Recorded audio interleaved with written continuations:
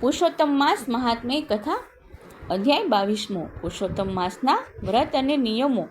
મહર્ષિ વાલ્મીકીને હાથ જોડી દ્રઢણવા રાજાએ પૂછ્યું છે કે હે મુનિ, આ પુરુષોત્તમ માસમાં વ્રત કરનારે કયા કયા નિયમો પાળવાના હોય છે એ મને જણાવો। ઋષિ બોલ્યા છે, હે રાજન, પુરુષોત્તમ માસમાં ઘઉં, મગ, ઘી, ખાંડ, ચોખા, સફેદ અનાજ, જવ, તલ, વટાણા, કાંગ, કંદમૂળ, કાકડી, કેળા, સિંધવ, દહીં, ફણસ, આંબો, હરડે, જીરું, સૂંઠ, આંબલી, સોપારી, આમળા અને ગોળ વગેરે હવિષ્યાન ફળ તથા ફળોનું ભક્ષણ કરવું। માંસ, મધ, અડદ, બેગ દાળ થાય તેવું ધાન્ય, રાય, તેલ આદિ પદાર્થોનો ત્યાગ કરવો। પારકું અન્ન, ઝેર, કાંકરાથી દૂષિત થયેલું, ક્રિયાથી દૂષિત થયેલું, વાણીથી દૂષિત થયેલું અન્ન લેવું નહીં। પરદો ન કરવો, પરસ્ત્રીનું ગમન કરવું નહીં। તીર્થ સિવાય કોઈ બીજી જગ્યાએ મુસાફરી છોડી દેવી। આ માસમાં દેવ, બ્રાહ્મણ, ગુરુ, ગાય, સ્ત્રી, મહાત્મા તથા વ્રત કરવાવાળાની નિંદા કરવી નહીં। જાયફળ, મસૂર, વાસી અન્ન, બકરી, ગાય કે ભેંસના દૂધ સિવાય બીજા કોઈ પ્રાણીનું દૂધ જે માંસ ગણાય છે તથા તાંબાના વાસણમાં રહેલું દૂધ અને ચામડામાં રાખેલું પાણી એ બધાનો ત્યાગ કરી દેવો। પ્રત્યેક સ્ત્રીએ પુરુષે વ્રતમાં બ્રહ્મચર્ય પાળવું। પતરાળીમાં જમવું, ચોથા પહોરે જમવું, રજસ્વલા સ્ત્રીથી દૂર રહેવું।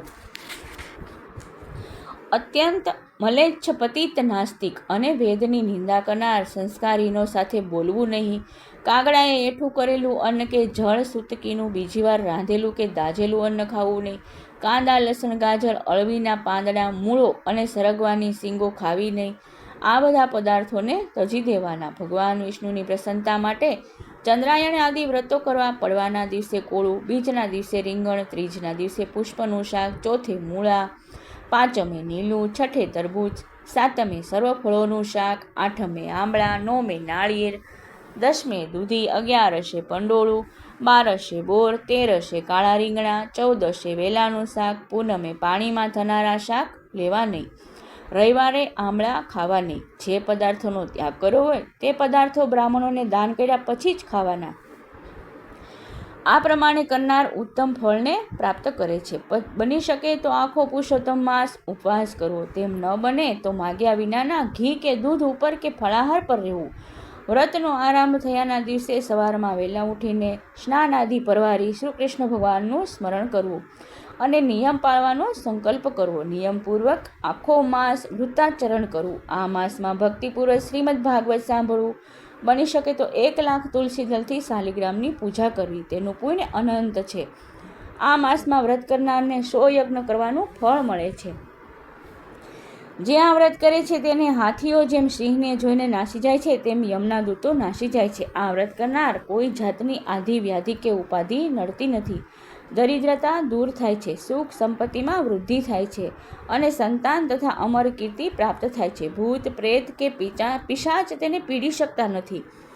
હે રાજન, આવા હરિભક્તનું ઇન્દ્રાદિ દેવતાઓ તેનું સર્વ વિઘ્નોથી રક્ષણ કરે છે। જે વિધિપૂર્વક પુરુષોત્તમ માસનું વ્રત કરે છે તેનું ફળ કેવા બ્રહ્માજી, માતા સરસ્વતી કે સાક્ષાત 1000 મુખવાળા શેષનાગ પણ સમર્થ નથી। જે ભક્ત પૂર્ણ શ્રદ્ધાથી ભગવાન રાશિકેશ્વરનું આ ઉત્તમ વ્રત કરે છે, અંતે તે અનેક સુખોને ભોગવી શ્રી વિષ્ણુ ભગવાનના લોકમાં જાય છે। શ્રી બૃહદીનારાયણ પુરાણ પુરુષોત્તમ મહાત્મ્યનો પુરુષોત્તમ માસના વ્રત નિયમો નામનો 22મો અધ્યાય સંપૂર્ણ।